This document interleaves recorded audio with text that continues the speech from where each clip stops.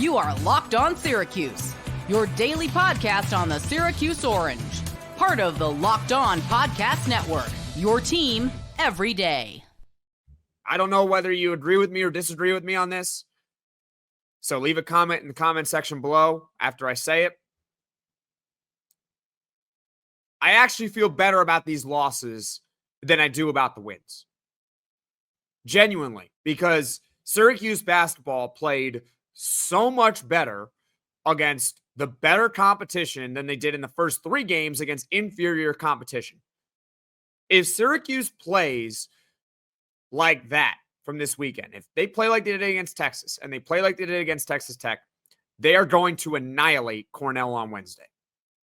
They're going to crush them. And they would have crushed their first 3 opponents this season like they were supposed to if they play like they did this past weekend. It goes back to what I said after the Texas Tech game, but now I actually have advanced metrics for you that prove my point. After each win that Syracuse has had this season, the Orange have fallen in KenPom. Think about that. They have fallen after each of their wins because they're not impressive at all. But after both of their losses, Syracuse basketball has actually gone up in KenPom. They started the weekend at 100 overall, they started the weekend at 107 overall in the country.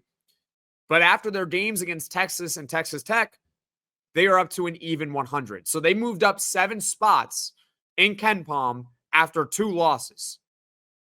Which means, I know it's kind of kooky, but that is the nature of college sports. Style points matter. Schedules matter. Who you play matters. How you win matters. Who you beat matters. Who you lose to matters. How you lose matters. It all gets factored in, and the reason why it has to be factored in is because come the NCAA tournament in March, and when they're selecting, they might have 5 or 6 spots that are available, and there are about 20 teams that could make a case for it, all with very similar records. So they have to take these things into account. Okay? Having said that, if we want to talk about the NCAA tournament, at this point for Syracuse basketball, if you look at their out-of-conference schedule for the rest of the season, they still have 2 chances to get a signature non-conference win, which I think they're going to need to do to make the NCAA tournament, okay? They have at Tennessee on December 3rd. That is a true road game at Tennessee. How about that one, okay? Tennessee's very, very good. That's a tough one. That would be a nice win. How about that? Then you also got Maryland. Neutral site. Once again, you're in Brooklyn again.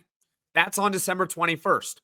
Of those 2 games, at Tennessee, neutral site against Maryland, I believe that Syracuse basketball is going to have to win one of those games to make the NCAA tournament. In theory, they could still make the tournament if they lose both, but they would just be making their lives a whole lot harder in ACC play coming up. So in my opinion, they got to win one of those 2 games, and I'm going to give you my reasoning right now for it. Okay? Let's go back to last season. Syracuse basketball had the same record in conference. Okay? These 2 teams both went 11-9 last year in the ACC. Syracuse, of course, missed the NCAA tournament. The other team with the same conference record at 11-9, they were a 6th seed in March Madness. Think about that for a second. One team, they both had the same conference record, 11-9. One team is a 6th seed in March Madness. The other is completely left out. Why is that the case? First of all, the other team that I'm talking about is Clemson. Clemson was the 6th seed last year that went 11-9 in conference play, the same record as Syracuse. Why were they a 6th seed, you may ask, and why was Syracuse left out? Well, here's the answer. Clemson had 2 signature wins out of conference. They won at Alabama last season, the team that eventually knocked them out of the NCAA tournament. But they beat them in the regular season on their home floor.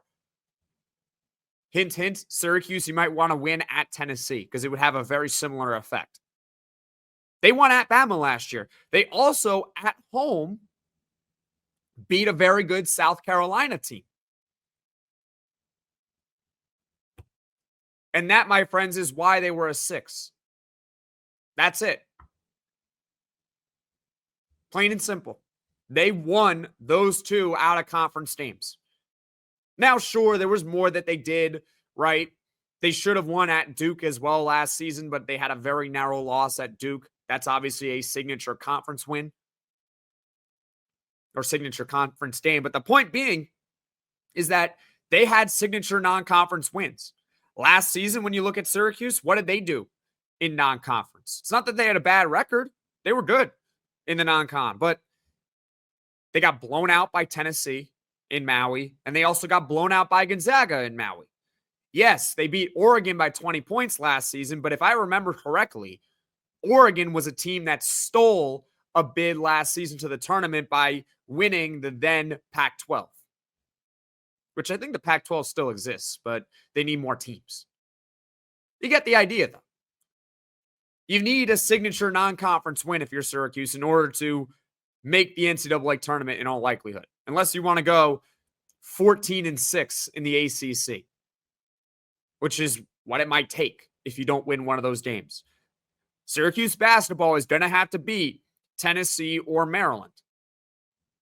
Otherwise, they're going to be making their lives a whole lot harder in conference play.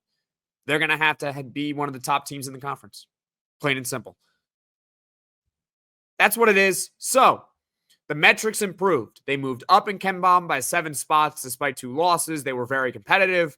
Obviously, now the next step is they're going to have to beat one of these teams in order to achieve the goal of making the NCAA tournament. I'm not going to make game predictions yet for those games because we're still a little bit away from them, but that's the reality. They have to beat either Tennessee or Maryland.